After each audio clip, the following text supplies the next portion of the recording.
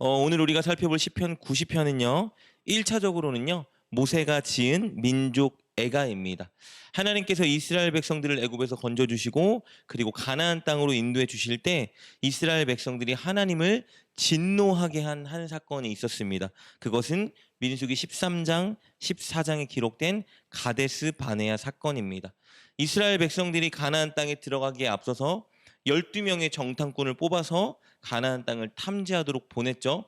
그리고 탐지한 자들이 이스라엘 백성들에게 돌아와서 결과를 보고했는데 12명 중에 10명의 정탐꾼이 자신들은 절대 가나안 땅에 들어갈 수 없다고 부정적인 보고를 했습니다. 왜냐하면 가나안 사람들이 자신들이 볼 때 너무 크고 강대해 보였기 때문이에요. 그래서 그들이 볼 때 우리 자신을 볼 때 우리는 그들에게 메뚜기와 같은 존재다. 우리는 절대 들어갈 수 없다라고 했죠. 그러니까 하나님께서 분명히 이스라엘이 가나안 땅에 들어가게 해주시겠다고 약속하셨고 그 땅에 들어가게 하시려고 애굽에서 인도하고 광야에서 인도하고 수많은 기적을 베풀어 주셨는데 이 10명의 정탐꾼들이 그 하나님의 능력과 은혜를 보지 않고 가나안 사람들의 크고 강함을 보고 동시에 자신들의 약함을 보았죠. 그래서 절대 가나안 땅에 들어갈 수 없다 부정적인 보고를 했습니다. 그리고 이스라엘 백성들이 그 보고를 받고 어떻게 했죠? 하나님을 원망하고 모세를 원망하고 돌로 쳐 죽이려고 했습니다. 애굽에서 평생 노예로 살게 두지 왜 우리를 애굽에서 구원해서 이 가나안에서 다 죽게 만들려고 인도해 냈느냐고 하나님을 원망했죠. 이 하나님이 그들의 말대로 해주시겠다고 분노하셨어요. 너희들의 말대로 너희들이 가나안 땅에 들어가지 내가 못하게 하겠다. 광야에서 배회하다가 죽게 만들겠다고 진노의 심판을 선언하셨는데요. 그 선언이 있은 직후에 모세가 이스라엘 백성들을 대표해서 하나님께 기도하는 내용이 바로 오늘 시편 90편 말씀인 겁니다. 그런 배경을 가지고 오늘 본문을 한번 살펴봤으면 좋겠는데요. 먼저 모세는요, 하나님이 이스라엘에게 어떤 존재인지 분명히 이렇게 밝히고 고백합니다. 하나님은 우리의 거처 되십니다. 우리 1절, 2절 말씀이 이렇게 기록됐어요. 주여, 주는 대대에 우리의 거처가 되셨나이다. 산이 생기기 전 땅과 세계도 주께서 조성하시기 전 곧 영원부터 영원까지 주는 하나님이시니이다 라고 고백합니다. 거처라고 말하죠. 거처는요, 거주지, 은신처라는 뜻을 가지고 있는데요. 하나님이 우리들의 거처라는 표현은 하나님이 우리 이스라엘 백성들이 의지할 삶의 원천이자 보호자 되십니다라고 고백하는 거예요. 모세가 하나님을 의지할 삶의 원천이자 보호자라 여겼던 이유는요. 우리 인간은 너무 연약하고 유한한 존재인데 반면에 하나님은 인간과 모든 세상을 다 창조하실 뿐만 아니라 처음부터 끝까지 영원히 계실 분이기 때문에 하나님을 의지할 삶의 원천이자 보호자로 고백하는 거예요. 이 사람은 스스로 얼마나 유한하고 연약한 존재인지 인식할 때 반드시 이 사람을 창조한 영원한 하나님을 의지할 수밖에 없게 됩니다. 2절을 보면 모세는 하나님이 영원히 존재하는 창조주라는 것을 믿었죠. 그리고 동시에 인간의 유한성을 깨달았습니다. 그래서 하나님이 그들의 거처가 되신다고 고백하고 있는 거예요. 반면에 이스라엘 백성들은요, 이 진리를 믿고 깨닫지 못했기 때문에 신실하게 하나님을 그들의 거처로 의지하지 못했던 겁니다. 우리 4절 말씀 볼까요? 이렇게 기록됐습니다. 주의 목전에는 천년이 지나간 어제 같으며 밤의 한순간 같을 뿐임이니이다. 하나님은 영원히 존재하는 분이죠. 처음부터 끝까지 태초부터 존재하셨던 분이기 때문에 그 영원한 하나님 앞에 천년이라는 시간은 그저 한낱에 불과한 거예요. 밤의 한순간에 불과한 뿐이라고 말하고 있습니다. 이것은 하나님의 영원성을 강조하는 거예요. 그런데 이런 영원한 하나님과 비교했을 때 사람은 어떻죠? 유한하고 연약한 존재입니다. 5절 6절 이렇게 고백합니다. 주께서 그들을 홍수처럼 쓸어가시나이다. 그들은 잠깐 자는 것 같으며 아침에 돋는 풀 같으니이다. 풀은 아침에 꽃이 피어 자라다가 저녁에는 시들어 마르니이다. 모세는 인간을 뭐로 비유합니까? 아침에 돋았다가 저녁에 시들어 버리는 마른 풀과 같다고 고백하고 있어요. 그만큼 인간은 연약하고 유한한 존재라는 것이죠. 영원한 하나님 앞에 인간을 보면 인간은 이만큼 불완전하고 연약하고 유한한 존재라고 말하고 있는 것입니다. 그런데 인간이 왜 이렇게 유한한 존재가 되었을까요? 하나님께 범죄했기 때문입니다. 우리 7절부터 9절 말씀 이렇게 기록되어 있습니다. 우리는 주의 노에 소멸되며 주의 분내심에 놀라나이다. 주께서 우리의 죄악을 주의 앞에 놓으시며 우리의 은밀한 죄를 주의 얼굴빛 가운데 두셨사오니 우리의 모든 날이 주의 본루 중에 지나가며 우리의 평생이 순식간에 다하였나이다. 이 7절을 원어 성경으로 보면요, 맨 앞에 뭐라고 시작하면 왜냐하면이라는 단어가 붙어 있어서 왜냐하면으로 시작해요. 그러니까 7절, 8절은요 5절과 6절에서 인간이 이렇게 유한하다라고 말한 이유를 제시해 주는 거예요. 그 이유는 무엇입니까? 하나님이 노하셨기 때문이에요. 하나님이 분노하셨기 때문이래요. 왜 분노하셨죠? 우리가 죄를 지었기 때문에 하나님이 분노하셔서 우리를 유한한 존재 흙으로 돌아가라 명령하셨다는 거예요.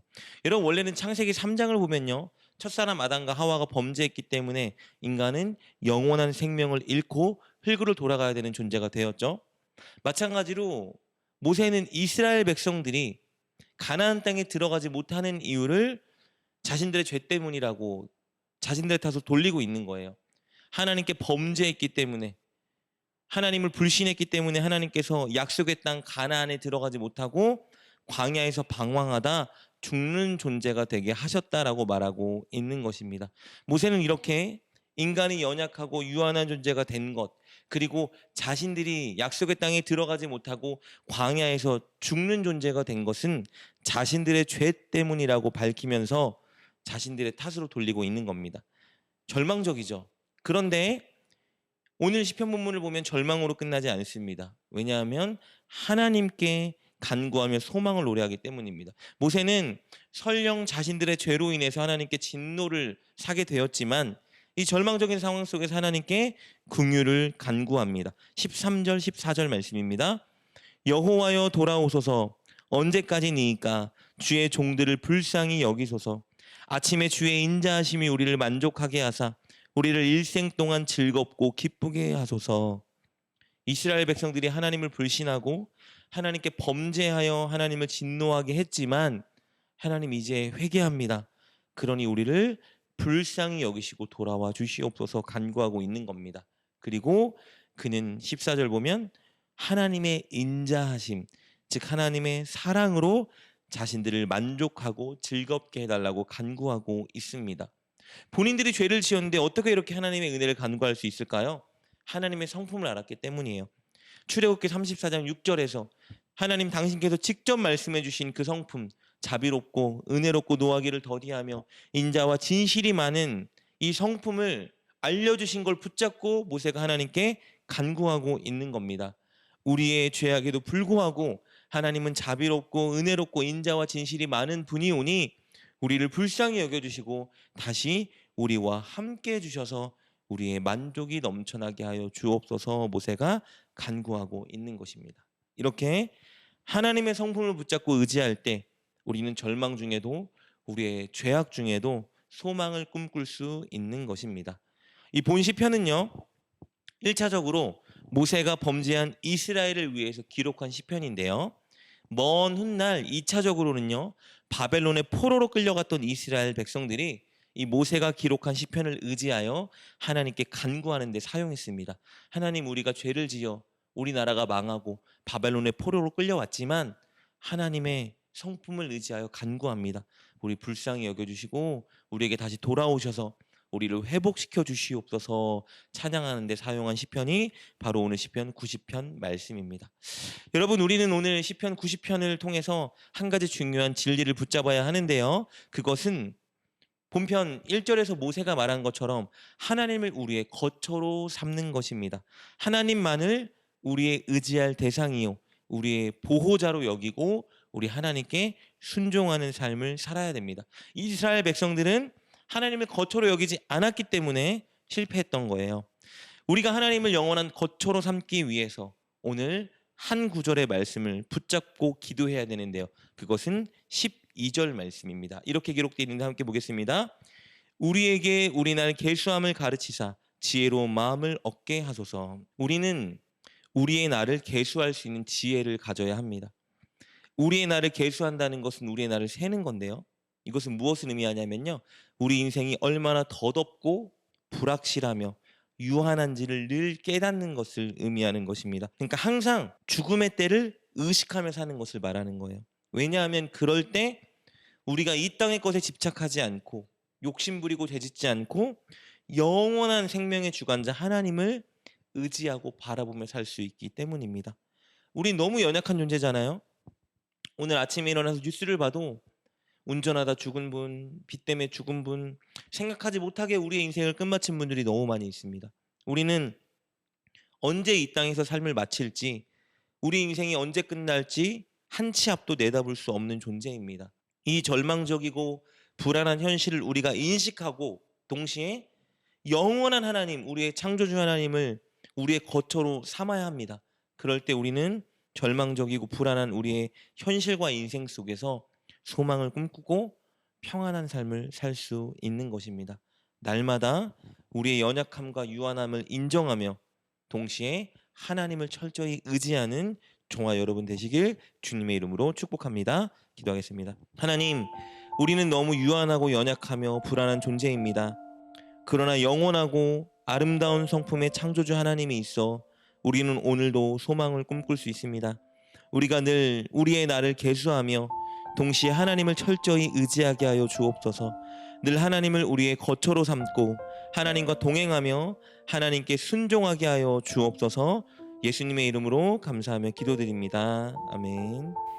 오늘 말씀을 통해 깨닫고 결단한 것은 무엇입니까?